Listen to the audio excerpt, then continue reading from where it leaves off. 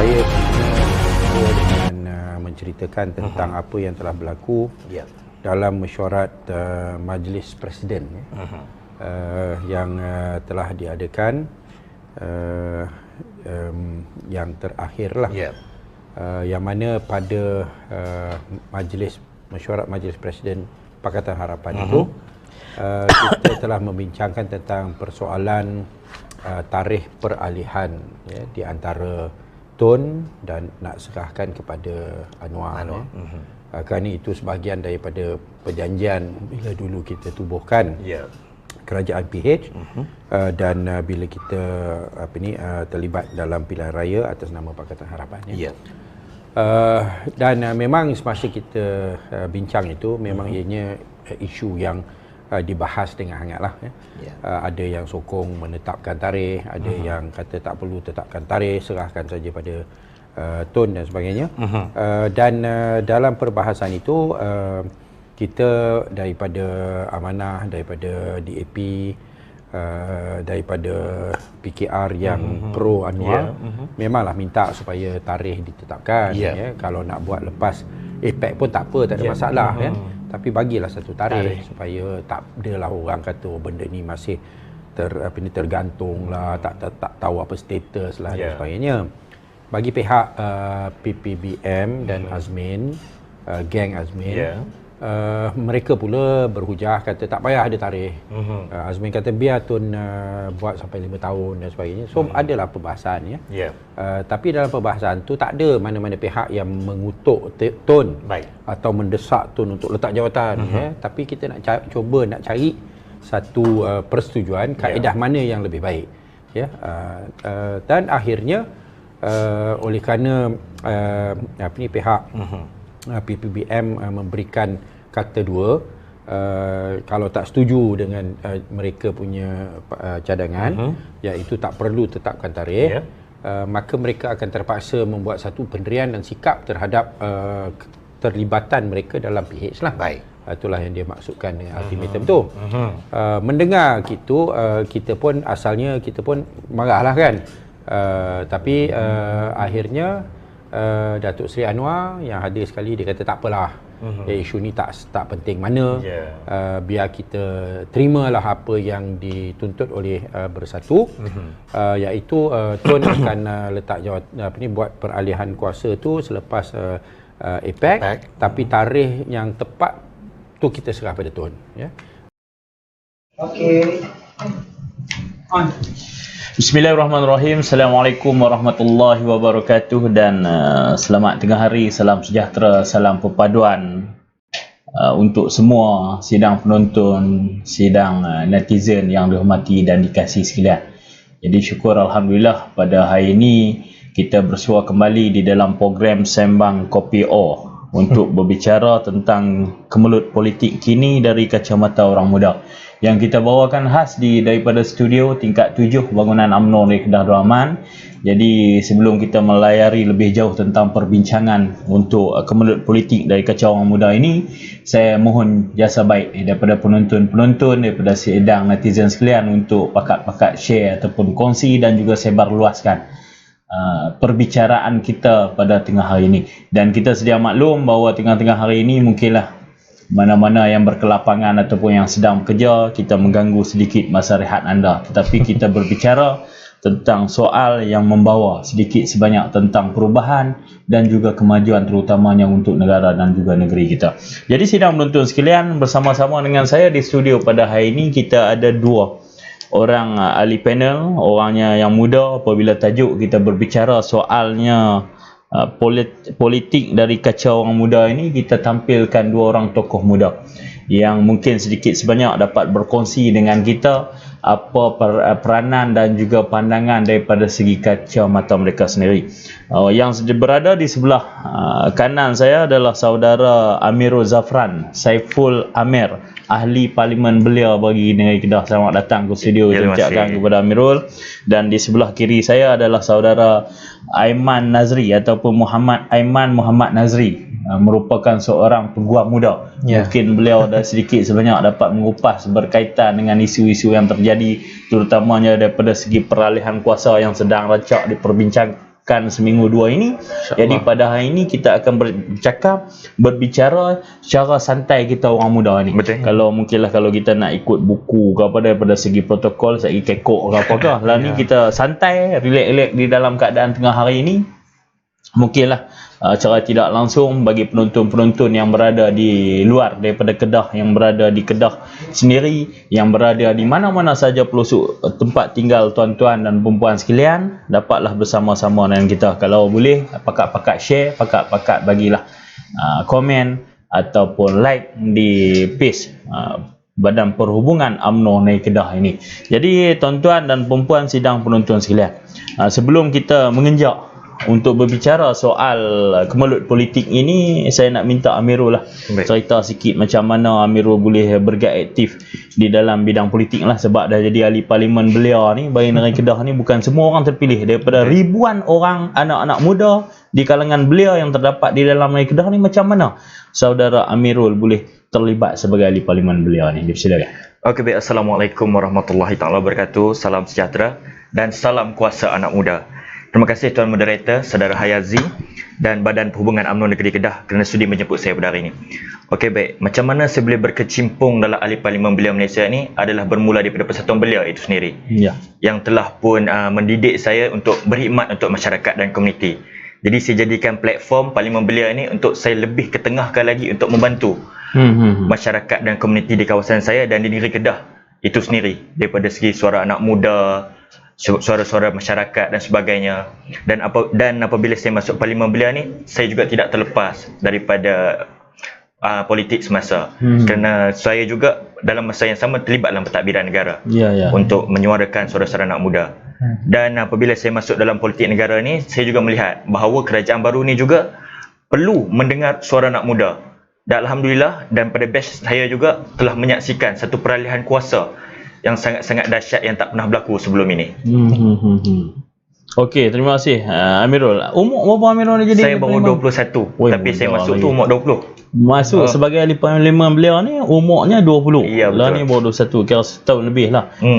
Jadi secara kebetulannya amat bertuah lah dapat melihat peralihan kuasa yang berlaku tanpa ada pilihan raya. Betul. Jadi mungkinlah ini ada pro and kontranya. Ada yang orang tak suka dan ada yang suka, tetapi nanti kita akan kupas berkaitan benda ini. Asalnya orang mana? Memang orang Kedah? Saya Negeri Sembilan dan dibesarkan di Kedah. Di Kedah lama lah kot. Lama di Kedah ni. Alhamdulillah. IC 02 kot. IC saya 05. Oh 05. Oh dilahirkan di sana. Saya dilahirkan di sana. Tempat kat sini. Jadi hak 02 tu mungkin dia bertuah sikit lah. Sebab banyak diviralkan tentang 02 dua kali, Menteri 2 kali, ini 2 kali ini. Dan seperti mana tuan-tuan panel ataupun saudara-saudara panel sekalian, sebelum ni saya waktu mukadimah untuk berbicara soal sembang kopi O ni, saya duk rajin kata salam satu penggal Kedah ambil balik. Tetapi tak ada satu penggal pun kita tengok boleh ambil balik. Ini mungkin tak tahulah. Jadi kita pakat-pakat kupas tengok daripada segi kacamata tuan-tuan sekalian. Begitu juga dengan Aiman. Saya panggil Aiman lah mudah no?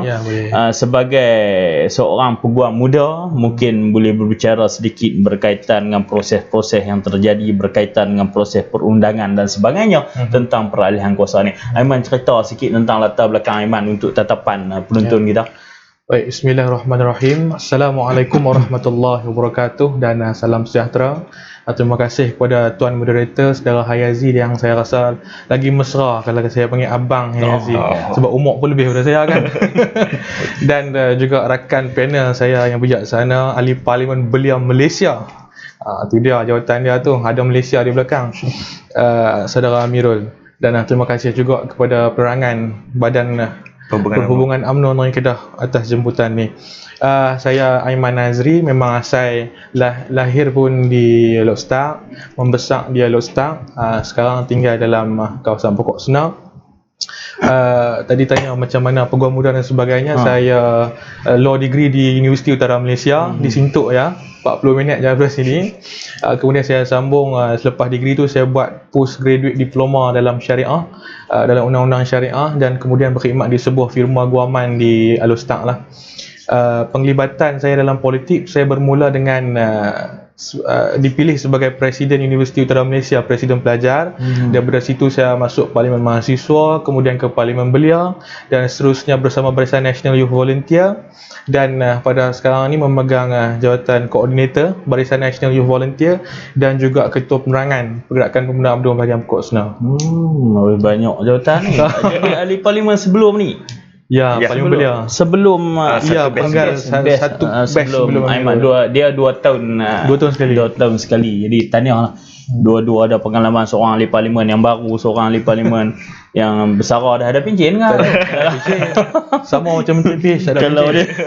kalau ada pencen sedap lah juga. Tetapi walau bagaimanapun itu menandakan bahawa sesungguhnya suara anak muda ini akan diangkat untuk pengurusan tertinggi negara lah. Sebab kita sedia maklum bahawa yang mula memperkenalkan tentang Parlimen Belia ini adalah zaman Menteri Belia saudara KJ, Khairi Jamaluddin, yang melonjakkan Parlimen Belia ni. Sebab kebanyakan negara-negara maju dah ada, jadi kita praktikkan di sini. Jadi tahniahlah saya ucapkan kepada saudara berdua, telah pun berjaya lah. Jadi ahli parlimen bukan senang. Sebab nak jadi ahli parlimen ni cuma mungkinlah daripada segi bentukan tu tak ada lah. Cuma daripada segi pandangan, nasihat dan kerja buat tu yang paling penting. Jadi lah ni duk tugas sebagai lawyer syari'i lah. Saya buat dua-dua. Oh, dua-dua no. Alhamdulillah kalau ada. InsyaAllah menjelang hujung tahun ni kita akan buat juga syariah lah. Sekarang ni dah buat tapi saya belum lagi ke mahkamah sebab watikah belum dapat. Dia macam-macam lah kalau bab syari'i ni boleh hejeh macam-macam lah. Boleh lah. Kalau ada penonton nak tanya kes kahwin cerai apa boleh lah. Tapi hari ni kita fokus politik lah. Yang teringin nak tambah tapi takut pun tu pun boleh tanya. Boleh. No? Masalah. Jadi jangan bimbang. Penonton jangan bimbang. Kita tak akan kupas berkaitan dengan masalah nak tambah payung mai apa tak. Tetapi kita nak bercakap soal kemelut politik kini dari kaca orang muda. Jadi sidang penonton, tuan-tuan dan perempuan sekalian, saya nak mulakan dengan saudara Amirul berkaitan dengan krisis politik Malaysia. Law ni ataupun sekarang ni kita tengok dah masuk ke minggu berlarutan hingga ke minggu kedua. Daripada isunya timbul apabila berlaku mesyuarat Pakatan Harapan, Majlis Presiden Pakatan Harapan, kemudian berlakunya perletakan jawatan Perdana Menteri pada ketika itu, kemudian dilantik sebagai Perdana Menteri sementara ataupun interim ini. Dan sehinggalah sekarang kita tengok masih ada belum lagi apabila dialihkan jawatan Perdana Menteri kepada Tan Sri Yang Amat Berhormat Tan Sri Muhyiddin Yassin, yang telah pun diangkat dengan mendapat majoriti yang sepatutnya. Apabila mendapat sokongan dan juga dukungan daripada UMNO dan PAS ini, satu blok pergi bersama-sama beliau dan jadi berjaya untuk membentuk kerajaan. Dan juga kita harapkan supaya kerajaan yang diterajui oleh Yang Amat Berhormat Tan Sri Muhyiddin Yassin ini dapat diteruskan sampai ke depan lah. Jadi kita pun tak nak separuh jalan apa semua. Kita harap sampai ke PRU nanti, sebab krisis politik ini juga mengganggu juga daripada segi faktor ekonomi dan sebagainya. Dan law ni pun tak ada lagi. Kita sedia maklum bahawa lantikan, kita juga sedang menanti berkaitan dengan lantikan menteri-menteri kabinet ini. Dari peringkat negeri pula, kita tengok jelas sekali bahawa krisis masih berlarutan, terutama di Melaka. Kita dimaklumkan bahawa Melaka akan berlaku peralihan kuasa, di Perak akan berlaku peralihan kuasa, kemudian di Kedah juga kita sedang menanti-nanti.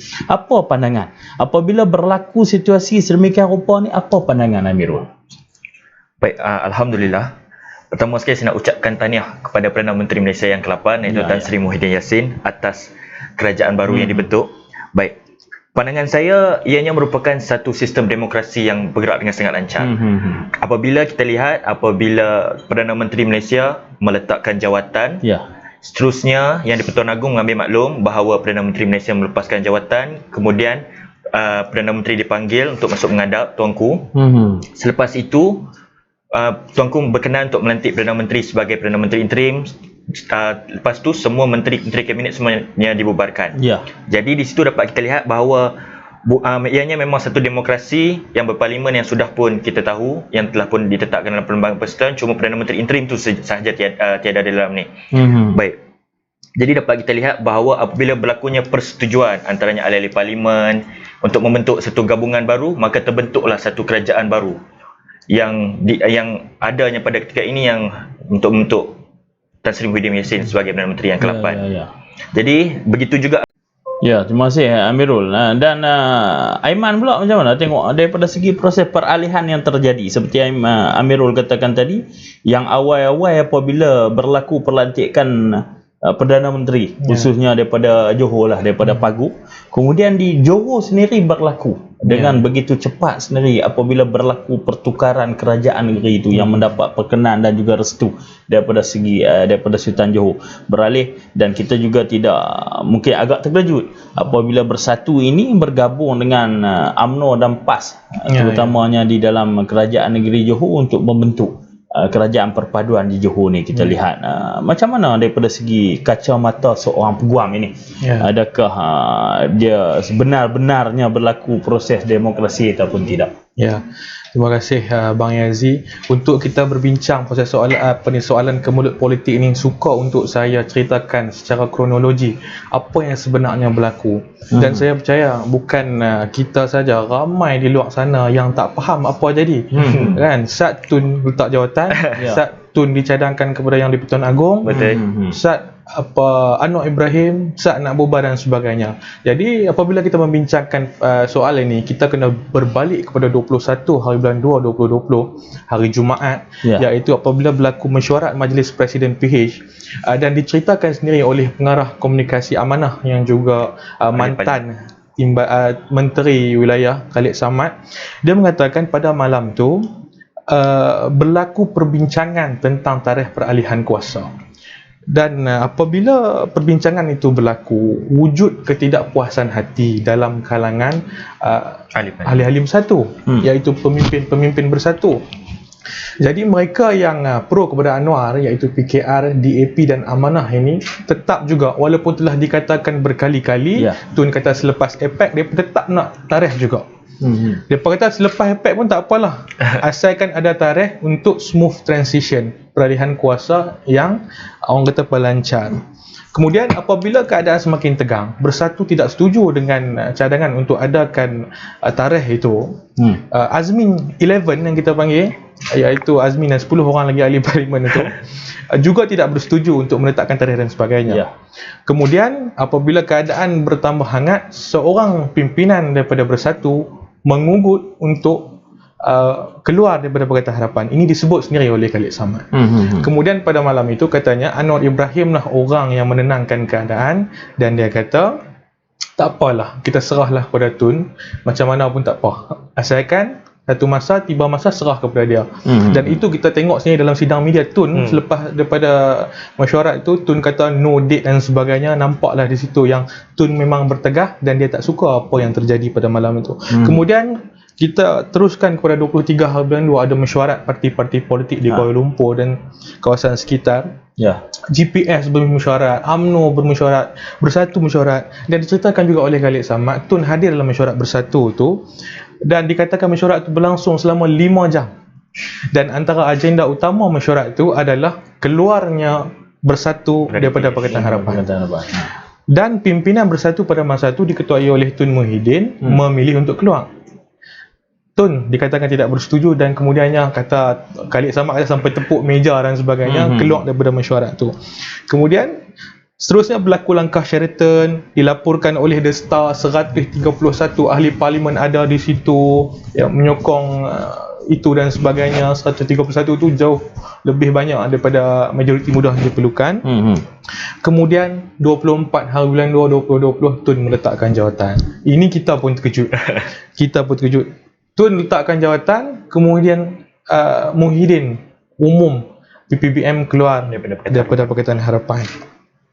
Kemudian Tun juga letak jawatan sebagai pengurusi PPBM, yang di-Pertuan Agong lantik Tun Mahathir sebagai Perdana Menteri interim untuk menguruskan pentadbiran semasa negara sehinggalah Perdana Menteri baru dibentuk. Kemudian apabila ini berlaku, rupa-rupanya Tun berniat untuk menubuhkan unity government, iaitu sebuah kerajaan yang tidak melihat kepada parti, sebuah kerajaan yang memilih individu-individu tertentu daripada parti-parti politik tertentu dan seterusnya membentuk kerajaan. parti-parti tak setuju. Contohnya UMNO dan PAS tak setuju untuk bekerjasama dengan Amanah dan DAP. PH sendiri tak mau bersama dengan UMNO dan PAS dan sebagainya. Dan pada pendapat saya sendiri, Abang Ayazi, walaupun di media sosial, di Facebook, di Twitter, ada anak-anak muda yang mengatakan kerajaan perpaduan ataupun unity government ini adalah yang terbaik, bagi saya untuk jangka masa pendek mungkin ya. Sebab pada masa sekarang kita ada Tun Mahathir, seorang negarawan yang dihormati oleh majoriti rakyat Malaysia, yang boleh menjadi pengikat kepada pimpinan-pimpinan parti-parti politik. Tapi kita kena tanya kepada diri kita, adakah pengganti kepada Tun selepas ini? Tun Mahathir bukannya umur 55, tahun ni umur 95. Kita tak doakan yang tak baik untuk Tun, tapi kita kena fikir logik. Kalau kata satu hari nanti Tun Mahathir sudah tak ada, siapa pula yang akan mengepalai unity government ini? Dan saya tak rasa Anwar Ibrahim akan dapat sokongan itu. Sebab apa yang ditunjukkan oleh UMNO, PAS dan sebagainya memang jelas. Tun mereka boleh terima pada awal, kemudian terima Muhyiddin, tapi tak pernah sekalipun mereka sebut akan terima Anwar Ibrahim dan DAP. Saya sambung kronologi tadi.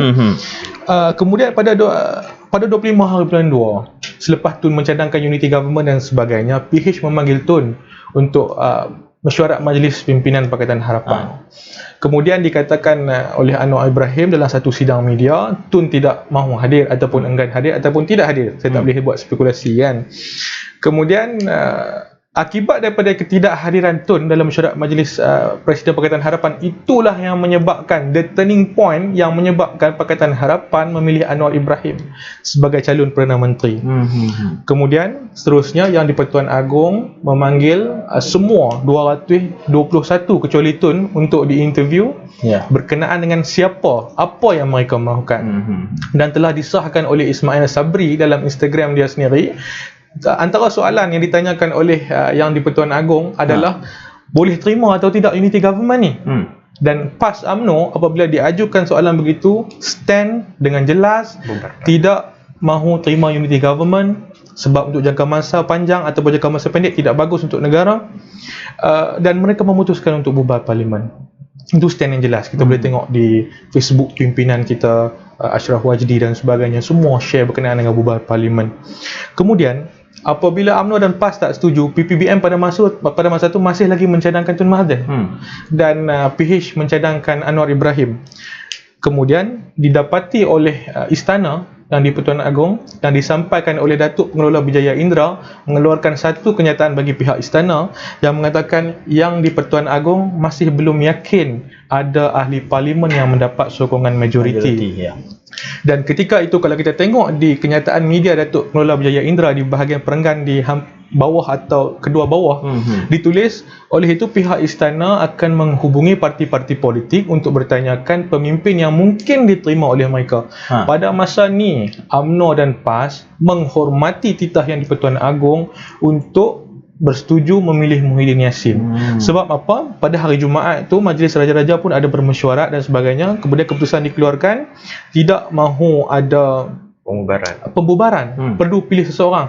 Dan kita sangat berterima kasih kepada pimpinan UMNO dan PAS kerana tak kerah kepala. Kalau kata kita kerah kepala, saya takut benda ni berlanjutan panjang. Sebab kalau kita tengok yang seperti dilaporkan The Star, The Age dan sebagainya, dalam masa 24 jam sahaja peletakan jawatan Tun Mahathir, 43 bilion dalam nilai stock market telah hilang dalam pasaran. Kemudian apabila Datuk Pengelola Bijaya Indra mengatakan begitu, Muhyiddin disokong oleh UMNO, PAS, MCA, MIC, PBRS, Muafakat Nasional. Kemudian bersatu juga memilih Muhyiddin, dan pada masa tu PH tetap bersama Anwar. Pada masa tu malam tu memang Muhyiddin clearly is leading the chart lah. Katakan pada masa tu Muhyiddin ada 97, 96, Anwar ada 92, dan GPS juga mengatakan tidak akan bekerjasama dengan DAP. Mungkin ada yang kurang pasti apa sebab GPS tak mau bekerjasama dengan DAP. Tak lain tak bukan adalah kenyataan Lee Kuan Eng yang mengatakan Sarawak akan bankrupt dalam masa 3 tahun kalau GPS terus berkuasa. Itu saja yang sebabnya. Kemudian apabila terjadi Muhyiddin itu dicadangkan itu, Tun juga ada mengeluarkan statement dalam Astro Awani dalam laporan berita, dia tak kisah Muhyiddin jadi Perdana Menteri kalau ada sokongan. Tetapi sebaliknya berlaku apabila Muhyiddin dah ada satu tally atau perkiraan ahli parlimen yang cukup menarik pada malam itu. Esok pagi awalnya Tun Mahathir membuat satu mesyuarat dengan pimpinan Pakatan Harapan. Dan Pakatan Harapan yang sebelum itu betul-betul tak nak ada kerjasama dengan Tun sebab Tun tak main mesyuarat dan sebagainya, pilih balik Tun tak lain tak bukan sebab pada masa tu Muhyiddin memang leading the tally. Kemudian apabila dicadangkan Tun sebagai calon PM, pagi yang sama pimpinan PAS, UMNO, Tan Sri Muhyiddin sendiri dan seorang wakil GPS telah pergi ke istana dan menunjukkan kepada Yang di-Pertuan Agong bahawa Muhyiddin Yassin mempunyai majoriti. Dan pada petang itu juga titah Yang di-Pertuan Agong pada hari Sabtu hari itu, Muhyiddin Yassin, Tan Sri Muhyiddin Yassin dilantik sebagai Perdana Menteri yang ke-8. Kita yang ke-8. Kemudian ada juga klaim daripada Tun Mahathir ketika angkat sumpah itu berlaku, ada 114 orang ahli parlimen yang sedang tengok bersama-sama mereka. Bagi saya, kita kalau lepas main bola, tiup whistle minit ke-90, kita ambil bola sepak dalam tiang golong tak kira dah. Itu analogi mudah. Tapi kalau kita ambil pendapat daripada pakar perlembagaan, Dr. Syam Rahayu, Dr. Syam Rahayu mengatakan keputusan Yang di-Pertuan Agong diperbuat berdasarkan apa yang ada di hadapan baginda pada masa itu. Apa yang berlaku selepas itu hendaklah dibawa ke dalam sidang parlimen untuk vote of no confidence dan sebagainya.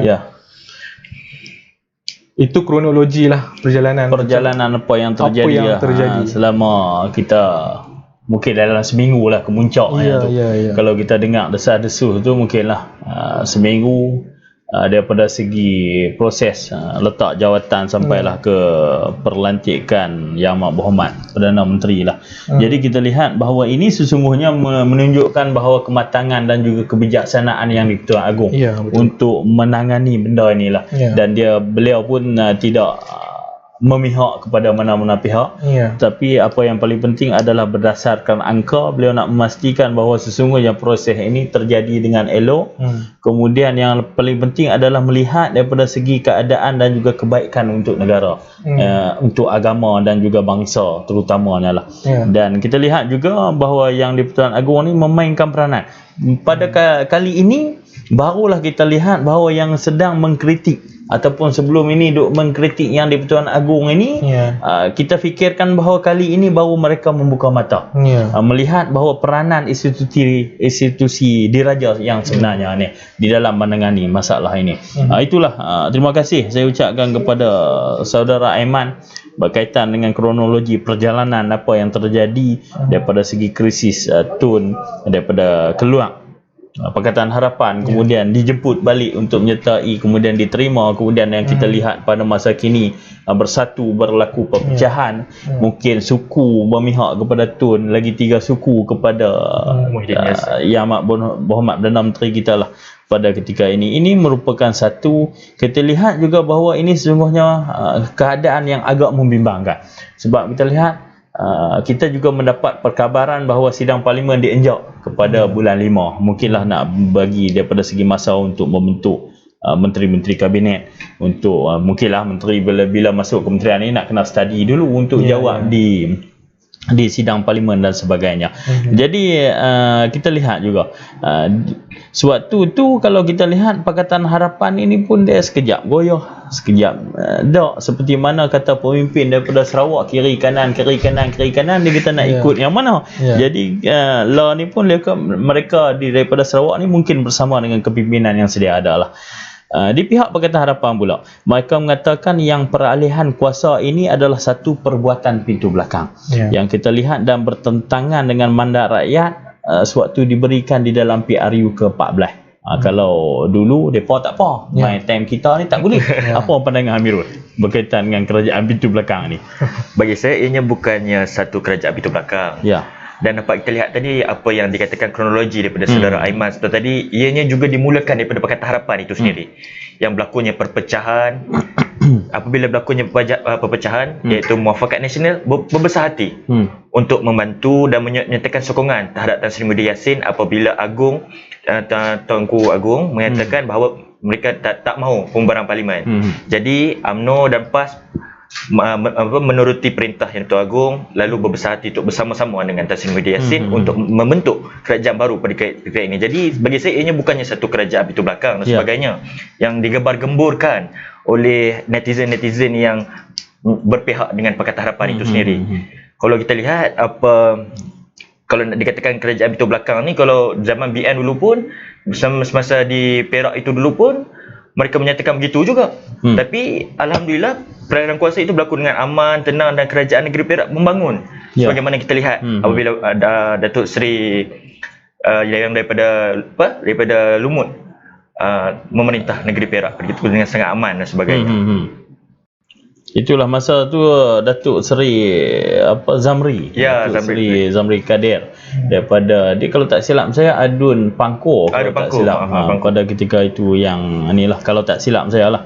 Dan beliau pun dua penggal juga. Dan penggal kedua tu yang berlaku krisis peralihan kuasa dan sebagainya. Dan apabila dia selesai PRU ke-14 yang lalu, mereka pun berlaku krisis seumpama itu. Tetapi memihak kepada Pakatan Harapan yang diterajui oleh Yang Amat Berhormat Faizal Azumu, ataupun panggilan dia pun ada panggilan manja dia, Pija dia. Dulu pernah bertugas dengan Yang Amat Berhormat Menteri Besar Kedah lah pada ketika itu. Jadi apa sebenarnya yang berlaku yang boleh memberi ruang berkaitan dengan peralihan kuasa ni? Boleh sentuh sikit berkaitan dengan pintu belakang apa semua ni, macam mana yang boleh buka, kita buka pintu lah, senang cerita yang boleh jadi macam ni. Okey. Terima kasih Abang Yazi. Bila kita nak sembang pasal pintu belakang ni, kita kena tengok pintu belakang ataupun backdoor government ni apa benda. Sebenarnya tak ada satu, orang kata apa, definisi yang jelas ataupun definisi yang rasmi apa itu backdoor government. Cumanya ramai yang kata, ramai yang tulis UMNO PAS pengkhianat mandat rakyat dan sebagainya, menggunakan pintu belakang, memilih Muhyiddin sebagai Perdana Menteri dan membentuk Kerajaan Perikatan Nasional. Saya suka kalau kata Amirul ambil contoh kerajaan Perak, saya nak ambil contoh kerajaan di Sabah pada pilihan raya negeri 1994. Sebab apa saya ambil contoh tu walaupun dah lama? Sebab pada masa tu yang mengetuai Barisan Nasional punya kempen ketika pilihan raya negeri Sabah 1994 tak lain tak bukan adalah Anwar Ibrahim sendiri.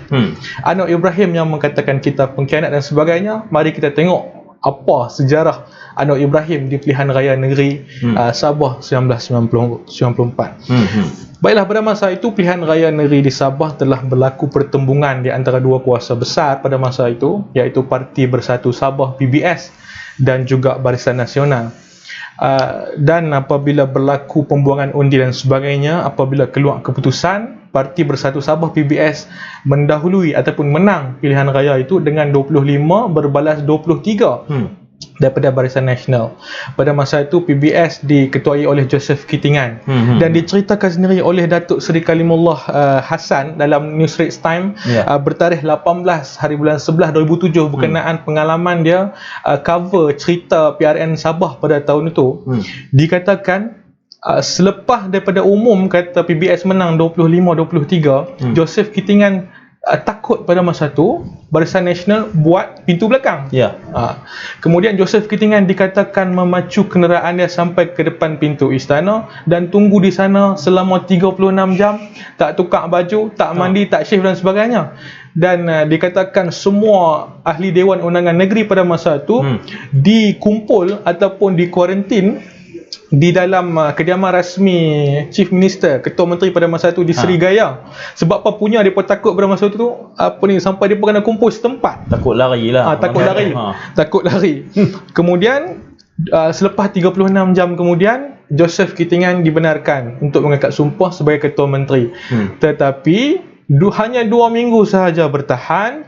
Kita tak tahulah siapa punya strategi di Barisan Nasional Sabah pada masa itu. Nama saya dah sebut tadi, telah membeli adun-adun PBS untuk masuk ke Barisan Nasional. Bukan saya mengajak. Saya guna membeli, ada sebab dia. Ada sebab. Saya guna perkataan membeli sebab perkataan ini digunakan oleh Datuk Seri Panglima Maximus Ongkili dalam satu ucapan dia pada tahun 1997. Dia katakan kerajaan pintu belakang yang dibuat oleh Barisan Nasional pada tahun 1994, pada masa itu Anwar Ibrahim TPM, Tun Mahathir PM, adalah melalui pembelian adun. Ini saya guna. Saya pun tak sebut dengan jelas pada saya pun tak berani sebut kalau orang lain tak sebut. Jadi Datuk Seri Panglima Maximus Ongkili pada tahun 97 itu mengatakan apa yang berlaku di Sabah, kerajaan pintu belakang yang berlaku di Sabah pada masa itu adalah satu sejarah yang tidak patut berulang dalam negara kita. Dan yang nak membezakan, saya nak cerita pasal pintu belakang tadi ni, apa yang berlaku di Sabah adalah pembelian adun masuk ke dalam parti yang kalah, kemudian parti yang kalah membentuk kerajaan baru, dan pembelian itu berlaku ketika Chief Minister yang sah iaitu Joseph Ketingan telah mengangkat sumpah. Berbeza dengan apa yang berlaku dalam situasi Perikatan Nasional pada hari ini. Kita UMNO, PAS, Muafakat Nasional bersama MCA, MICP, BRS tak pernah pun mencadang Muhyiddin Yassin sebelum Tun Mahathir meletakkan jawatan. Tak dengar pun nama dia tu. Tak dengar pun. Dan in fact pada awalnya kita pun bersama dengan Tun boleh pergi bincang nak bentuk unity government, tak mau dan sebagainya. Pada masa tu kita boleh. Itu bermakna kita daripada awal, daripada sebelum Tun meletakkan jawatan, tak pernah terfikir pun Muhyiddin Yassin. Dikatakan apa ni, media-media UMNO pun dah buat poster tahniah Tun PM8. Itu tanda apa? Tanda kita tak pernah bersedia untuk memilih. Dan apabila di depan Yang di-Pertuan Agong sendiri kita sebut nak bubar, sangat jelas. Bekas PM kita Datuk Seri Najib juga bubuh poster bubar parlimen dan sebagainya. Macam mana dikatakan pintu belakang kalau apa yang berlaku itu ketika rumah pun dah tak ada. Dengan peletakan jawatan Tun Mahathir, itu bermaksud kabinet ataupun rumah Pakatan Harapan ni dah runtuh, dah tumbang. Mana ada pintu. Betul. Jadi kalau kita kontrakan balik kisah di Sabah dan apa yang terjadi dalam Perikatan Nasional pada minggu lepas ni, satu benda yang sangat berbeza. Jadi saya mendefinisikan sendiri pada pandangan saya, pintu belakang adalah satu gerakan yang dicipta ketika ada pemimpin yang sah dalam jawatan. Berbanding dengan kita sekarang ni, kita memilih Muhyiddin atas titah Yang di-Pertuan Agong untuk memilih seorang pemimpin yang boleh diangkat sebagai Perdana Menteri. Sangat berbeza, dan kerajaan Perikatan Nasional bukan kerajaan pintu belakang. Ya. Itu dia, jelas. Sebabnya kejadian ni berlaku selepas peletakan jawatan. Bukan kata suatu proses kita ada Perdana Menteri yang sah, kemudian kita memancing, memujuk, membeli dan sebagainya untuk memihak kepada pihak yang kalah ataupun pembangkang pada kita ketika itu. Tetapi dia berlaku apabila berlakunya isu ni menjadi ketara, apabila berlakunya peletakan jawatan Perdana Menteri pada kita. Mungkinlah dia ada silap ataupun ada benda-benda yang difikirkan oleh Perdana Menteri pada ketika itulah. Jadi kita lihat apabila berlaku perlantikan di siang harinya, kita lihat siangnya Yang Amat Berhormat Perdana Menteri mengangkat sumpah dan sebagainya, taat setia kepada negara dan juga Raja Agung apa semua ni. Kita lihat di sebelah malamnya berlaku satu kejadian di dataran Merdeka. Kalau tak silap saya tu, kita lihat berlaku di dataran Merdeka ni, kalau kita nak tengok bahan lawak pun boleh juga. Memang lawak. Kalau dulu apabila berlaku sesuatu isu, berlaku demonstrasi ni, kita lihat beribu-ribu orang. Mungkin berpuluh-puluh ribu orang. Tetapi pada malam tu kita dipahamkan ratusan orang, nak kata 200 pun tak sampai saya fikirkan. Jadi ada seorang speaker yang bercakap, juru cakap pada malam itu mempersoalkan siapa Muhyiddin dengan penuh pekikan, bergema di dataran mereka. Kita tengok daripada segi susuk tubuh, bukan kita nak menghina dia, tetapi siapa dia nak mempertikaikan siapa Muhyiddin sebenarnya. Dan dia kata apa, aku tak kenal dia, aku tak undi dia. Kadang-kadang mungkinlah orang viralkan, memanglah hang tak kenal dia, hang pun pergi mengundi tempat lain. Tetapi apabila beliau diangkat sebagai Perdana Menteri, mustahil hang tak kenal dia pada kejadian tersebut. Jadi kita nak ulas sikit, berbalik kepada sistem Westminster ni atau sistem berparlimen yang kita pakai tadi. Kerajaan baru adalah terdiri daripada wakil-wakil rakyat yang juga menang suatu pilihan raya. Mungkin kalah daripada segi kerajaan, tetapi mereka merupakan ahli parlimen yang menang di dalam proses pilihan raya mengikut undian di parlimen masing-masing.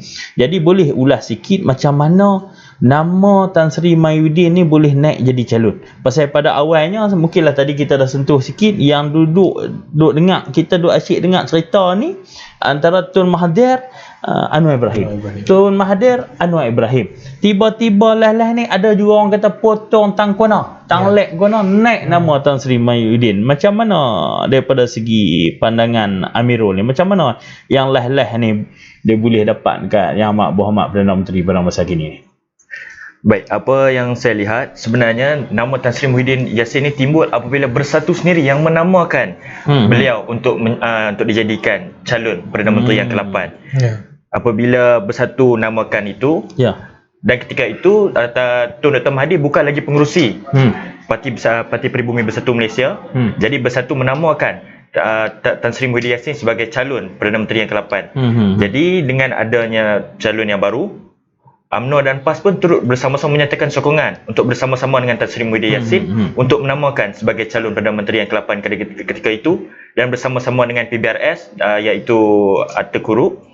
Dan apabila berlakunya satu perbincangan pada waktu pagi itu untuk menamakan Tan Sri Muhyiddin Yassin sebagai calon Perdana Menteri yang ke-8, dan dilantik oleh Yang di-Pertuan Agong sebagai Perdana Menteri yang 8 yang sah apabila Tan Sri Muhyiddin Yassin dinamakan sendiri daripada Parti Pribumi Bersatu Malaysia. Jadi kita pun fikirkan bahawa sesungguhnya kalau kita lihat daripada segi ahli Bersatu sendirilah, saya fikirkan bahawa sesungguhnya mereka tak perlu nak mempersoalkan benda ini, sebab kita lihat boleh dikatakan sebilangan besar pemimpin utama Bersatu ini berada di belakang dan juga menyatakan sokongan kepada Tan Sri Mahyudin ini sebagai calon untuk Perdana Menteri pada ketika itu. Sebab kita lihat seperti mana yang Aiman katakan tadi, pada ketika itu dia pecah, bukan kata pecah dua tetapi pecah tiga. Satu tim Anwar Ibrahim, satu Muafakat Nasional, dan satu ini yang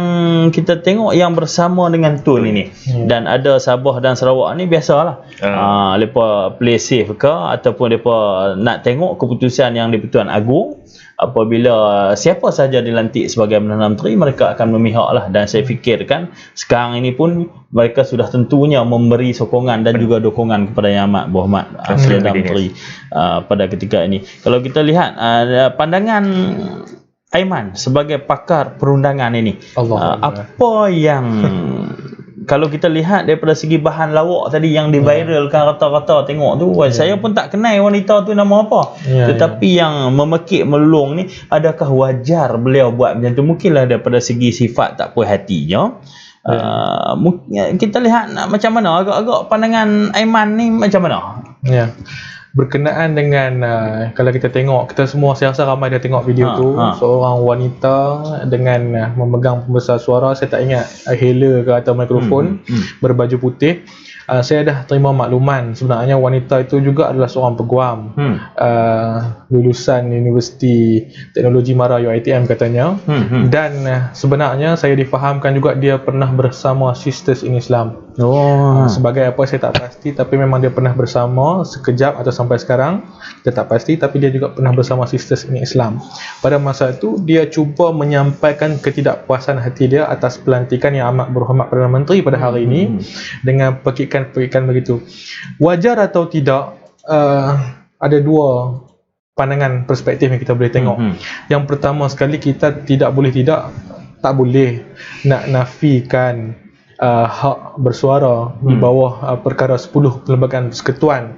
Cumanya untuk kita nak menggunakan hak kita untuk bersuara dan sebagainya, kita ada lunas-lunas undang-undang yang perlu kita tepati.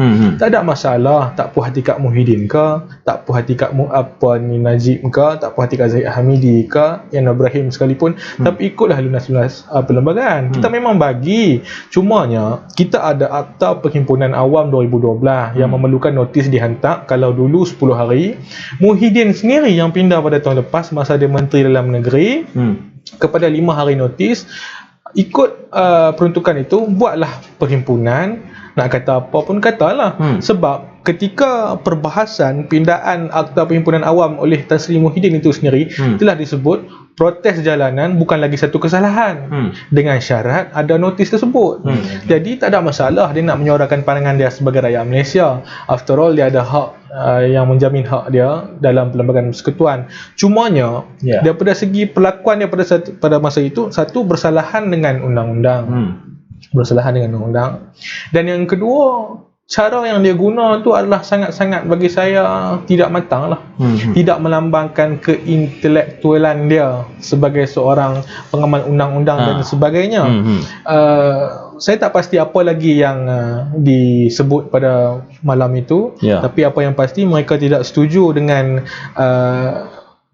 kerajaan persekutuan pada hari ini, dan saya nak cadangkan kepada mereka ini dan orang-orang lain yang bercadang untuk ke perhimpunan awam yang aman yang akan dilakukan selepas ini, berhati-hati kerana Akta Hasutan 1948 masih lagi dikuatkuasakan. Kita tahu Akta Hasutan ini dikatakan sebagai satu akta yang drakonian, kejam, zalim dan sebagainya. Tetapi Akta Hasutan ni kalau kita tengok balik antara dia punya tujuan dan sebagainya adalah untuk menghalang daripada membangkitkan rakyat untuk mendapatkan perubahan dengan cara tak sah. Apa yang dilakukan oleh Muafakat Nasional bersama-sama Bersatu, GPS dan lain-lain membentuk Kerajaan Perikatan Nasional adalah perkara yang sah mengikut Perlembagaan Persekutuan. Jadi mereka kena ingat, kalau mereka membangkitkan rakyat untuk menentang Kerajaan Persekutuan yang telah yang ada Perdana Menteri yang telah dipilih, yang diperkenan oleh Agong pada hari ini, tidak lain tidak mereka seolah-olah membangkitkan rakyat untuk mendapatkan satu perubahan dengan cara yang tidak sah, dan itu terkandung di bawah Akta Hasutan 1948. Itu dia, panjang lah penjelasan. Daripada kita tak puas, kita pun tak puas hati juga tengok cara apabila daripada segi bahasa mudah kita ni tak kena cara lah. Kalau kita lihat pergi duduk terpekik terlolong di dataran merdeka membuat perhimpunan cara kecil-kecilan tetapi mendapat liputan yang agak meluas disebabkan oleh kesilapan dan juga kealpaan dia lah. Kalau saya boleh tambah sikit, tak bermaksud saya setuju menggunakan Akta Hasutan ni ke atas orang-orang yang menyuarakan pandangan. Cumanya kalau kata pandangan yang disuarakan itu adalah terlalu ekstrim sehingga mengajak orang menjatuhkan kerajaan, menjatuhkan Perdana Menteri dan sebagainya, itu saya rasa boleh dikenakan Akta Hasutan. Cumanya hari itu PH janji nak masuk Akta Hasutan. Ada yang sebut kata, lepas ni Perikatan Nasional naik, habis semua kena Akta Hasutan. Saya nak ingatkan, kerajaan Pakatan Harapan tidak pernah memansuhkan walaupun ada usaha kononnya untuk memperbaiki undang-undang berkenaan hasutan ini. Jadi jangan cakap sangatlah kita ni nak gunakan Akta Hasutan dan sebagainya, sedangkan pada waktu mereka memerintah pun mereka tidak pernah menghapuskan Akta Hasutan yang termasuk dalam janji-janji mereka. Kalau tidak mereka viral dan bercakap di rata-rata tempat bahawa nak hapuskan itu benda ni zalim lah, tak sepatutnya lah apa dan sebagainya, menyekat kebebasan bersuara. Dan saya fikirkan benda ini pun dia ada hak dia. Kalau kita nak bersuara pun dia ada lunas-lunas dia. Tetapi sonok juga apabila kita lihat dia orang Melayu ke India tu, dia, wanita tu. Saya difahamkan orang Melayu. Sebab Melayu dia Universiti UiTM kan. Bumi Putra. Tengok rambut-rambut dia tu, kira dia pergi buat mungkin fashion semasa di sana. Buat teknik-teknik kot kan, bagi kerinting gambar. Jadi kita pun tak mau nak sentuh sebab benda ni dah jadi bahan lawak apabila diviralkan, digabungkan dengan filem Ahmad Nispu tu berlakon filem dan sebagainya. Sonok juga kita tengok sebagai hiburan kita lah. Sebab apa, sebelum ni kita duk krisis, duk tengok kita pun jam juga. Mungkin kepala kita, otak kita, minda kita pun tak ada rehat. Apabila dimomokkan dengan berita-berita ni, sonok lah. Jadi kita boleh tengok duk berhibur gelak seorang-seorang dalam telefon ni. Jadi sidang penonton sekalian, bersama-sama dengan kita sekali lagi saya nak memperkenalkan di studio tingkat 7 ini, kita bawakan khas sembang Kopi O bersama dengan dua orang anak muda ini, saudara Amirul Zafran Saiful Amir, ahli Parlimen Belia Malaysia, muda lagi, ganteng lagi. Jadi mana-mana gadis-gadis yang rasa duk tengok lama tu muda lagi. Tolong share. Jadi bila saya sebut muda tu belum berpunya lah, jadi pakat-pakat share lah ke rangkaian-rangkaian mana yang sepatutnya. Begitu juga dengan sebelah kanan saya ni, saudara Muhammad Aiman Muhammad Nazri, peguam muda. buat dua-dua kes lah, dan kes yang paling membahagiakan beliau mungkin hujung tahun ni kes rumah tangga lah. Kes rumah tangga ni sebenarnya tak membahagiakan. Sebab apa? Bila klien main di office tu, kalau contoh kes perceraian contohnya, 1 jam dia masuk bilik saya, cerita 15 minit ya. 45 minit teriak. Jenuh nak mendengar juga sebenarnya. Jangan duk teriak tembau sudah, jadi kod lain. Sekali saya masuk kes sekali lah. Tengok aku nak main suruh hang selesai, rupanya hang pula selesai cepat lagi tu. Jadi sidang penonton kita pakat-pakat share di sementara masih ada masa ni. Jadi kita bercakap dan juga bersembang dengan dua orang tokoh muda ini berkaitan dengan kemelut politik kini dari kacamata orang muda. Apabila berlaku minggu lepas isu tentang peletakan jawatan Perdana Menteri, perlantikan jawatan Perdana Menteri yang baru, kemudian dimainkan peranan oleh Seri Paduka Baginda Yang di-Pertuan Agong. Saya fikirkan Yang di-Pertuan Agong ini memainkan peranan seadil-adilnya. Apabila timbang secukup-cukupnya, bukan senang nak buat keputusan untuk menentukan pentadbiran negara yang nombor 1 ni. Dan kita lihat juga tuan-tuan sidang penonton sekalian dan ahli panel, kita melihat juga bahawa ada juga satu lagi kartun yang viral yang tadi bercakap soal seorang gadis berbicara di Dataran Merdeka. Lah ni kita tengok kartun yang viral daripada Zunar ni, yang disediakan oleh Zunar, yang menunjukkan satu perlawanan boxing. Pengadil memberikan kemenangan kepada orang kalah. Yang ni pula lebih hebat daripada Gemak Piramli. Piramli main sampai beratus-ratus round, tak tahu tak ada siapa yang menang. Yang ni ada pemenang tetapi diisytiharkan kepada orang kalah. Kartun ini juga cukup terkesan. Mungkin menggambarkan bahawa kerajaan yang memerintah sebelum ni Pakatan Harapan, dia menang tetapi kemenangan itu memihak kepada orang lain. Mungkin itu daripada segi pemahaman kita lah. Dia nak tunjukkan bahawa orang yang kalah jadi pemenang. Itu maksudnya, dan menubuhkan kerajaan pada masa kini. Bila kita tengok di comment section ni, kita boleh nampak ada ramai yang duk maki pengadil, marah dekat pengadil ni. Pasal apa yang kalah ni hang bagi menang. Jadi itu menjadi satu tanda soal lah. Pengadil yang menghadiahkan kemenangan di situ, mungkinlah ada yang orang duk komen-komen ni bagi pemahaman kita. Saya pun tak mau nak cari kesalahan mana kalau kita, sebab ini soal sensitif. Kalau kita bercakap, mungkinlah pengadil yang digambarkan oleh kartun tersebut adalah Tuanku Yang di-Pertuan Agong yang mengadili penentuan peralihan kuasa ni. Tapi kita lihat kebijaksanaan Yang di-Pertuan Agong dan peranan yang efektif daripada Tuanku ni dilihat menegakkan proses dengan adil. Sebab kita tengok dia timbang pun ambil masa, panggil seorang demi seorang ahli parlimen main menghadap dia walaupun seketika waktu, tetapi mungkin jawapan dan persoalan yang diajukan cukup bernas.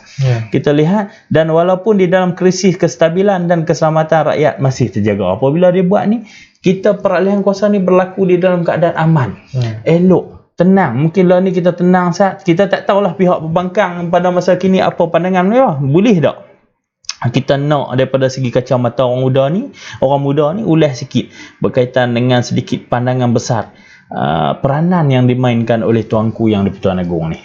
Baik, peralihan kuasa ni. Baik, terima kasih Abang Yazzie.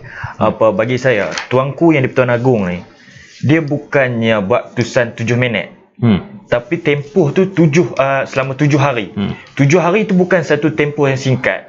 Untuk kita tengok macam mana Agong ni mengawal situasi krisis politik negara ini. Dengan macam mana Abang Yazzie cakap tadi, Tuanku memanggil seorang demi seorang ahli parlimen untuk diinterview, untuk ditemu ramah. Dan dalam sesi interview itu juga bukan hanya ada Agong seorang, tapi ada juga Ketua Setiausaha Negara, iaitu Datuk Seri Zulkifli Ali. Jadi apabila soalan tu walaupun agak ringkas tapi isinya padat, sama ada Tun Dr. Mahathir ataupun Anwar Ibrahim ataupun bubar parlimen. Jadi jawapan-jawapannya sangat padat. Jadi dengan adanya hasil daripada 122 jawapan itu, keputusan itu pula dibawa pula ke dalam Majlis Mesyuarat Raja-Raja.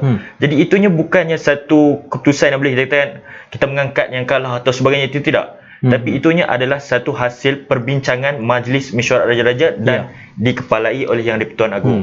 Jadi mungkin dapat kita lihat ahli-ahli parlimen ni perlu mengekal satu prinsip, iaitu kita ada pada hari ini bukan untuk kita meneruskan kesilapan yang semalam, tapi kita ada pada hari ini untuk meneruskan kemajuan dan pembaharuan untuk masa yang akan datang.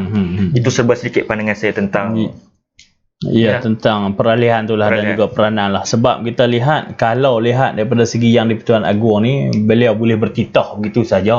Tetapi beliau memainkan peranan dan juga kebijaksanaan beliau lah di dalam selaras dengan sistem demokrasi negara kita lah ni. Sebab panggil raja-raja mesyuarat dan sebagainya, bukan keputusan sembrono lah yang beliau. Pandangan Aiman pula macam mana? Apabila kita nak tanya situasi apa yang berlaku pada 1 minggu yang lepas, saya suka untuk kalau saya berkongsi pandangan yang dituliskan oleh Aiman Rashidan Wong di Facebook beliau. Situasi yang berlaku kepada negara kita pada masa itu dipanggil government formation deadlock, iaitu yang boleh terjadi disebabkan dua perkara. Satu, hang parlimen, satu lagi kemusnahan satu coalition ataupun perpecahan sesebuah gabungan. Apa yang berlaku kepada negara kita adalah kategori yang kedua, iaitu perpecahan gabungan, yang mana apabila berlaku desakan untuk Tun menetapkan tarikh menyerahkan kuasa dan sebagainya, PPBM menyebut dalam mesyuarat nak berpecah, kemudian PPBM betul-betul berpecah dan keluar pada Pakatan Harapan, itu berlaku perpecahan gabungan di antara parti-parti komponen yang menang. Apabila berlaku itu, berlakulah satu kebuntuan untuk membentuk government yang baru. Itulah yang mana Yang di-Pertuan Agong dengan kebijaksanaan baginda memilih untuk mengadakan interview selama dikatakan 2-3 minit seorang kepada 221 orang, yang kalau kita buat matematik mudah boleh jadi 663 minit, lebih 11 jam Yang di-Pertuan Agong guna untuk membuat keputusan dan sebagainya. Dan kita kena puji apa yang dilakukan oleh Yang di-Pertuan Agong, sebab sebegini punya krisis, kebuntuan untuk membentuk kerajaan di Malaysia ini hanya berlangsung tidak sampai 10 hari. Kalau kita tengok di negara-negara yang jauh lebih maju daripada kita, apabila berlaku government formation deadlock ni, contohnya di Sweden berlaku selama 133 hari pada tahun 2018 hingga 2019. Di Belanda berlaku 208 hari, dan yang paling lama Belgium daripada 2010 sampai 2011 selama 541 hari berlaku situasi kebuntuan ini. Tapi dengan kebijaksanaan Yang di-Pertuan Agong, Malaysia berjaya menamatkannya dalam masa tak sampai 10 hari. Dan disebabkan kebijaksanaan baginda juga mempercepatkan segala proses ini, tidak menunggu yang Tun kata ada 114 dan sebagainya, telah tidak berlaku sebarang rusuhan yang besar dalam negara kita. Kalau kita ambil contoh-contoh di negara lain, contohnya dalam Pilpres Indonesia 2019, pemilihan Presiden Indonesia yang mana Jokowi Ma'ruf menentang Prabowo dan juga Sandi Uno, berlaku perpecahan dalam kalangan rakyat sehingga menyebabkan kematian. Kalau kita tengok Hong Kong protes 2019-2020 yang masih berlangsung sehingga hari ini, ketika mana kerajaan mencadangkan satu undang-undang yang mana sesiapa yang ditangkap di Hong Kong boleh di-extradite ke negara-negara yang minta. Contohnya antaranya mainland China, yang membuatkan orang-orang Hong Kong percaya benda itu menghilangkan autonomi Hong Kong ke atas orang-orang di dalam Hong Kong itu sendiri. Dan disebabkan benda itu tidak ditangani dengan baik, ada dua kesan besar yang berlaku. Yang pertama, sektor pelancongan terjejas. Hong Kong adalah salah satu daripada tempat pelancongan yang terbaik di dunia, terpopular di dunia pada masa sekarang. Dan juga bandar Hong Kong lumpuh untuk beberapa ketika. Ada hari yang orang kerajaan tak boleh masuk kerja, orang swasta tak boleh masuk kerja.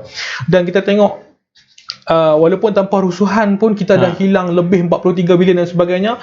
Bayangkan kalau Yang di-Pertuan Agong tidak menggunakan kebijaksanaan, yang kata pengadilan yang berat sebelah ni, yang tak buat keputusan yang baik, mana mungkin kita akan mengakhiri kita punya episod kemelut lagi awal daripada negara-negara maju, dan juga tanpa rusuhan seperti negara-negara yang berdekatan kita. Kita menjunjung kasih Yang di-Pertuan Agong atas usaha dia. Ya, itu dia. Berlaku kalau negara luar kita lihat, kalau berlaku peralihan kuasa mungkin yang difikirkan secara tidak sah ni, apabila tak berlaku pilihan raya ni, lepas duk kira tak sah lah. Kalau di negara luar ni kita tengok akan berlaku rusuhan, terutama sebab kita rajin tengok dalam berita lah, mungkin dalam media-media sosial kita ni, kita lihat berlaku rusuhan yang amat dahsyat sangat.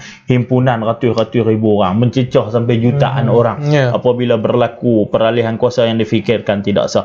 Tetapi di Malaysia kita lihat pada tahun 1998, semangat yang ditiupkan pada ketika itu berkaitan dengan reformasi oleh Datuk Seri Anwar Ibrahim pada ketika itu. Kita juga melihat gambaran yang sama, ratusan ribu orang berkumpul. Tetapi berbeza pada saat dan ketika ini apabila laungan tersebut juga bergema di kediaman beliau, tetapi yang ada hanya segelintir saja. Mungkin saya fikirkan bahawa kecerdikan masyarakat Malaysia ini telah pun ada, bahawa mereka dapat menerima benda ini dengan hati terbuka sebagai satu proses yang begitu adil lah. Sebab kita tengok cuba untuk disemarakkan lagi dengan laungan reformasi ini, tetapi tidak mendapat sambutan. Sedikit komen daripada saudara Amirul berkaitan dengan soal laungan reformasi ini. Baik, sebenarnya laungan reformasi ini hanya untuk memperjuangkan satu kerajaan yang bebas daripada rasuah dan sebagainya pada tahun 1998 dahululah. Tapi apabila diberi peluang untuk PKR, untuk memerintah negara pada PRU yang 14 lalu, bahawa PKR ni bukannya seperti apa yang mereka perjuangkan dahulu, dengan berlakunya perpecahan, dengan berlakunya satu camp ini, camp itu, pasukan itu, pasukan ini, dan baru-baru ni kita dapat lihat beratus-ratus ahli Pakatan Rakyat keluar daripada parti itu sendiri dan sebagainya, dan dapat kita lihat video-video yang membabai-babai dan sebagainya. Jadi dapat kita lihat bahawa PKR ni bukan seperti PKR yang tahun 1998 dahulu, yang dahulunya solid, kuat, yang beratus-ratus ribu yang berada di hadapan Masjid Negara pada ketika itu, tak silap saya, yang sangat-sangat dahsyat dan sebagainya. Tapi pada ketika ini hanya boleh dikira tak seperti dahulu lah, dengan berlakunya ketika baru-baru ni yang saudara Tian Chua dipukul dan sebagainya. Itu bukannya satu perjuangan yang PKR perjuangkan seperti dahulu lagi, saya rasa. Jadi saya harapkan perkara ni dapat diselesaikan oleh kamp Pakatan Rakyat sendiri untuk kita kembali bina semula negara bersama-sama. Okey, terima kasih kepada Amirul. Okey, saya nak cepat-cepat, masa mencemburui kita. Tetapi topik ni makin tengah hari, begitu juga dengan cuaca sekarang ni. Kalau panas. Cuaca di luar makin tengah hari makin panas. Begitu juga dengan perbincangan kita. Mungkin tadi kita gear 1, gear 2, gear 3. Sekarang nak masuk gear 4, gear 5 ni laju. Kita pun naik Y suku. Dia boleh laju sikit lah. Sebab masa kita pun tak ada. Jadi saudara Aiman, kita lihat apabila berlaku krisis ini, perlantikan Perdana Menteri, kemudian yang di-Pertuan Agong dipersalahkan oleh setengah pihak yang cuba menyemarakkan kemarahan rakyat ini melalui laman-laman media sosial, melalui grup WhatsApp, melalui Facebook dan sebagainya. Apabila ada juga yang menghina yang di-Pertuan Agong, kemudian berlaku tangkapan. Apabila berlaku tangkapan ini, timbul pula bunyi-bunyi sindiran bahawa kebebasan bersuara telah pun disekat, kemudian ditekan di bawah kerajaan yang baru sampai tak boleh nak bercakap apa, sampai tak boleh nak komen apa. Tetapi ini soal penghinaan terhadap tuanku yang di Pertuan Agong. Dan juga penganjur demonstrasi Dataran Merdeka juga dipanggil untuk disoal siasat dan sebagainya. Jadi komen daripada saudara Aiman sikit berkaitan dengan isu-isu ni. Okey, terima kasih Abang Aziz. Saya nak kaitkan soalan ni dengan isu Zunar sebentar tadi. Zunar ni kita pun tahu sejarah dia macam mana. Dia sendiri pernah dituduh di bawah atas hasutan. Kemudian selepas Pakatan Harapan memerintah, Latifah Koya sendiri peguam kepada Zunar pada masa itu, membantu Zunar untuk melepasi kes dia di mahkamah dan sebagainya. Dan Zunar dilepaskan. Dan apabila terjadinya keadaan pada hari ini, Zunar sekali lagi membuat satu kartun yang kontroversi. Kalau benda yang dibincangkan oleh Yang di-Pertuan Agong 11 jam bersama ahli-ahli parlimen, entah berapa jam bersama Majlis Raja-Raja, dan entah berapa jam lagi bersama Ketua Setiausaha Negara, sangat tidak adil untuk Zunar mengkonklusikan apa yang berlaku sepanjang 1 minggu itu dalam satu gambar kartun. Dia tak boleh cerita. Dia menunjukkan seolah-olahnya pada PRU 14 hari itu Pakatan Harapan menang, tapi Agong melantik Perikatan Nasional yang menjadi Perdana Menteri dan sebagainya. Dia patut buat kartun tu satu buku. Kalau dia nak ikutnya patut dia mula kartun tu, dia kena cerita petinju sebelah tu tarik diri. Petinju sebelah ni tak mau tarik diri, tapi dia tu pergi tarik diri. Dia pun nak meneruskan, tak mau teruskan pertandingan, nak set pertandingan lain iaitu pembubaran dan sebagainya. kemudian berlaku macam-macam tun sat pi sana, tun pi sini, nama Muhyiddin naik, terlalu banyak benda. Dia kena cerita keruntuhan Pakatan Harapan yang membuka peluang kepada kerajaan baru dibentuk dan sebagainya. Dia tak boleh simply letak yang di Pertuan Agong sebagai pengadil, walaupun dia tidak tulis yang di Pertuan Agong, tapi secara innuendonya ataupun secara bayangannya, sebab apabila berlaku kebuntuan, penimbang tara bagi mediasi ataupun orang tengah yang akan menyelesaikan mengikut perlembagaan kita adalah yang di Pertuan Agong. Zunar tak boleh nafikan pengadil itu adalah orang lain, sebab yang menitahkan bahawa Muhyiddin mendapat sokongan majoriti dan seterusnya menjadi PM adalah yang di Pertuan Agong. Jadi kita nak ingatkan kepada orang-orang seperti Zunar dan sebagainya, berhati-hati, sebab atas hasutan salah satunya menghalang daripada mendatangkan kebencian, penghinaan dan perasaan tidak setia kepada raja-raja ataupun kerajaan. Dan bagi saya, pandangan saya, apa yang Zunar buat sememangnya melanggar apa yang ditulislah atas hasutan. Dia menunjukkan seolah-olah yang di Pertuan Agong itu tidak berlaku adil kepada rakyat Malaysia. Tetapi kita lihatlah rentetan daripada ni, kita ada kebebasan bersuara, tetapi berlandaskan kepada undang-undang lah. Janganlah tekat tak puas hati apa kira nak viral, tak puas hati apa kira nak kritik, kira dia ada had dia tu lah. Sebab kalau mengkritik yang di Pertuan Agong yang menjalankan kerja dengan adil dan saksama ni, itu merupakan satu benda yang tidak sepatutnya. Kalau sambung balik kepada soalan tadi yang berkenaan kebebasan bersuara, demokrasi telah mati dan sebagainya. Sebenarnya macam saya dah cakap awal tadi, kita di bawah Perlembagaan Persekutuan, kita memang membenarkan untuk rakyat-rakyat kita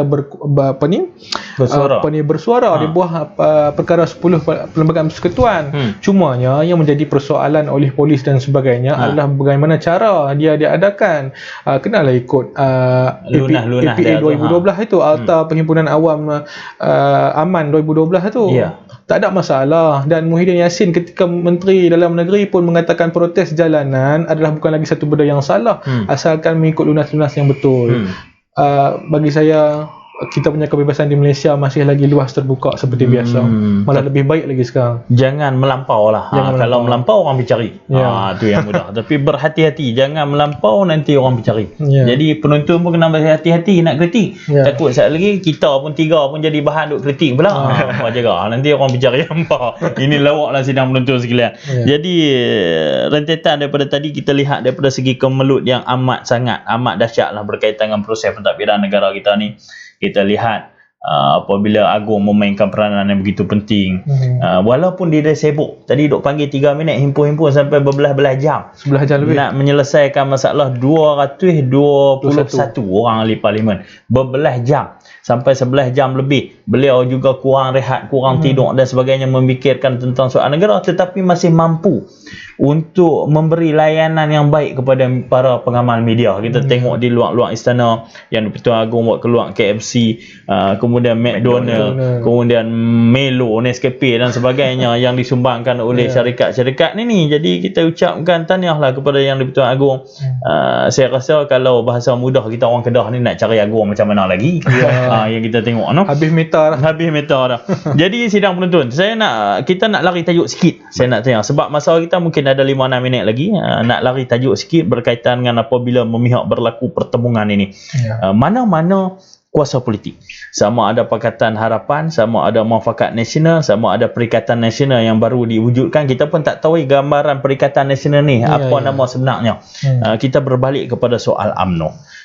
UMNO ataupun Barisan Nasional. Daripada segi proses, kita lihat di studio kita ada dua orang muda, kita nak bercakap sedikit soal permajaan parti ini.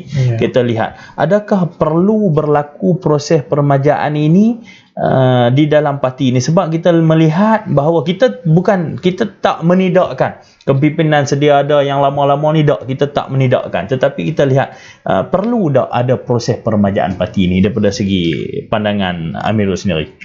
Bagi saya proses permajaan parti ni sangat-sangat perlu.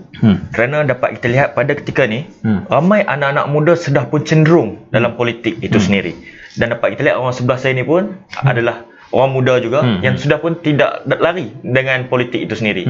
Dan apabila kita lihat dengan bawah kepimpinan Dr. Ashraf Wajdi, telah pun berlakunya satu proses permajaan parti dengan memberikan peluang kepada mahasiswa-mahasiswa untuk terlibat sama dengan wujudnya satu platform iaitu UMNO Siswa untuk bersama-sama dengan parti menyokong kepimpinan UMNO itu sendiri.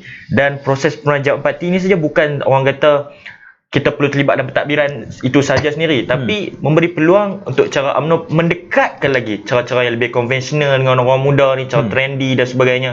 Bukannya saya nak menidakkan cara-cara yang lama, tapi cara-cara yang baru ni perlu diketengahkan supaya orang muda lebih dekat lagi dengan UMNO itu sendiri. Macam mana yang dilakukan oleh parti-parti lain yang sudah pun ada mahasiswa amanah masyarakat dia yang sudah pun ada lama dahulu. Kita baru nak mendekat dengan mengetengahkan benda-benda tu. Jadi saya harap lebih banyak lagi untuk program-program yang mendekatkan dengan diri dengan anak muda, macam mana Dr. Ashraf buat kita main bola sepak bersama dengan anak muda, kita buat program-program e-sport dengan anak muda dan sebagainya. Itu salah satu cara untuk kita meremajakan parti, untuk menikahkan anak-anak muda ni untuk lebih dekat lagi dengan anak-anak muda. Kita perlu siap kan. Bukan kata orang muda ni nak buat rampasan kuasa dah, tapi perlu dipersiapkan sebab apa, sampai masanya benda ni mau ataupun tidak, sebab kita selalu bercakap bahawa pemimpin datang dan pergi. Parti politik itu ada kat situ. Pemimpin dia datang dan pergi, jadi mungkinlah apabila perginya orang-orang muda ni yang akan menginjak ke step yang seterusnya. Jadi perlu dipersiap sedia. Sebab apa? Secara kebetulannya saya minggu lepas berada di dalam satu majlis yang didatangi oleh pemimpin-pemimpin daripada Medan. Pemimpin parti-parti perikatan apa yang memimpin, contohnya kalau bahasa paling mudah kita di sini ahli-ahli parlimen yang berada kemudian yang nak bertanding wali kota. Kami pun sempat bersuara. Majlis itu bersama dengan Datuk Dr. Ashraf, Ketua Pemuda UMNO Malaysia. Kita pun sempat bertanya dan berdialog bahawa di tempat mereka sudah ada hampir 60 hingga 70% pemimpin muda yang telah pun dilonjakkan. Jadi kita juga harap mungkin di Malaysia ini ataupun UMNO ini memberi ruang yang agak terbuka lah kepada ni. Jadi kita pakat-pakat sebab kombinasi ini perlu. Perlu sebab lah ni kalau kita tengok golongan beliau merupakan kumpulan yang teramai di dalam penduduk Malaysia ini. Sedikit pandangan daripada saudara Aiman berkaitan dengan proses peremajaan parti ini. Ya, kalau soalan perlu atau tidak tu jawapan dia orang kata apa, tanya separuh hayat pun kita jawab perlu dah. Sebab memang perlulah peremajaan parti. Macam mana saudara Amirul cakap juga, peremajaan parti ini tidak semestinya memasukkan orang-orang muda ke dalam parti, memberi empowerment kepada orang muda saja, itu sudah pasti. Tetapi juga pemimpin-pemimpin walaupun sudah tidak remaja, tak kisahlah pemimpin di peringkat bahagian cawangan yang dah berumur 50, 60 ataupun 70, boleh saja menggunakan pendekatan dekat dengan orang muda. Barisan Nasional boleh menggunakan, selain daripada memberi peluang untuk orang-orang muda naik dan sebagainya, boleh gunakan benda-benda yang mendekatkan orang muda dengan Barisan Nasional. Saya ambil contoh, sebelum PRU 14 ada satu inisiatif yang baik oleh Ketua Pemuda UMNO Malaysia pada masa itu, YB Kari Jamaluddin, yang mengadakan JOM BN, Jaminan Orang Muda BN. Itu jaminan itu sangat baik. Kita bagi fokus kepada orang muda, selain daripada mendekatkan diri orang muda dengan kita, dia menunjukkan yang kita adalah parti yang mesra orang muda. Sebab apa? UMNO ni kalau kita sebut untuk orang muda join, dia rasa parti orang tua lah. Masih ada skeptikal tu. Saya kata sebab benda ni orang sebut. Jadi kita kena perbanyakkan contoh macam Barisan Nasional, Youth Volunteer, penglibatan itu, orang muda terlibat, dan akhir sekali barulah ada talent-talent muda yang kita jumpa untuk menjadi pelapis masa akan datang. Macam itulah. Itu dia perlu, sebab kita juga duk cakap bahawa pergerakan pemuda ini merupakan kilang kepada melahirkan pemimpin masa depan. Jadi kita pakat-pakat tengok, dan juga kita menyeru, kita tidak menidakkan kepada kepimpinan yang sebelum ini. Tetapi kita juga mengharapkan suatu perubahan yang digenjak ataupun yang dibuat untuk masa akan datang, supaya dapat ruang ini kita dapat kongsi bersama. Sebab apa, dan saya juga nak menyerulah, mungkinlah melalui Aiman dan juga Amirul, untuk menyeru kepada kepimpinan ini, carilah satu jalan supaya kaedah yang terbaik untuk kita mendekatkan generasi muda untuk menyukai kita melalui program-program. Sebab apa? Dulu kita jadi pembangkang di dalam 22 bulan kita mengkritik hebat, kita menjadi pembangkang yang berjaya. Sebab apa? Pembangkang yang berjaya sampai tumbangnya kerajaan jadi celaru yang ni, lepas pun tak senang duduk. Tetapi apabila kita dah jadi kerajaan dia mungkin dah sesingkat mungkin ini, kita mencari satu kaedah yang terbaik supaya apa yang kita bangkang sebelum ini kita lakukan pada masa kini. Jadi kita pakat-pakat menyeru, kita bagi peluang kepada generasi muda untuk terus melonjak naik, sebab mungkin suara orang muda dengan orang lama tidak sama, tetapi kombinasi ini perlu. Jadi sidang penonton sekalian, tuan-tuan dan puan-puan, ibu-ibu, ayah-ayah, maklum, paklong yang sedang menyaksikan bersama-sama dengan kita di tengah hari ini, saya ucapkan terima kasih kerana meluangkan masa anda untuk menyaksikan sembang Kopi O berkaitan dengan kemelut politik kini dari kacamata orang muda. Jadi kita ucapkan syabas dan juga tahniah kepada Seri Paduka Baginda Yang di-Pertuan Agong kerana telah pun berjaya memainkan peranan yang begitu hebat. Yang kita fikirkan peranan ini memerlukan pengorbanan yang sewajarnya. Tahniah kepada Seri Paduka Yang di-Pertuan Agong, dan tahniah juga kita ucapkan kepada Yang Amat Berhormat Tan Sri Muhyiddin Yassin yang telah pun diangkat sebagai Perdana Menteri yang ke-8, dan juga terima kasih kepada pendukung-pendukung politik yang tidak menimbulkan keadaan huru-hara. Terima kasih kepada semua. Saya mengambil kesempatan di studio pada hari ini mengucapkan jutaan terima kasih kepada saudara Amirul Zafran Saiful Amir, Ahli Parlimen Belia Malaysia, dan juga terima kasih kepada Tuan Peguam Muda saudara Muhammad Aiman Muhammad Nazri, yang orang Kedah, mengaji pun di Kedah, jadi lawyer pun di Kedah. Terima kasih kepada dua-dua orang panel ini yang bersama-sama dengan kita di dalam program Sembang Kopi O pada hari ini. Terima kasih kepada sidang penonton. Kalau ada salah dan silap daripada kami bertiga, saya menyusun 10 jari memohon maaf seadanya. Saya sudahi dengan wabillahi taufiq hidayah. Assalamualaikum warahmatullahi wabarakatuh. Assalamualaikum.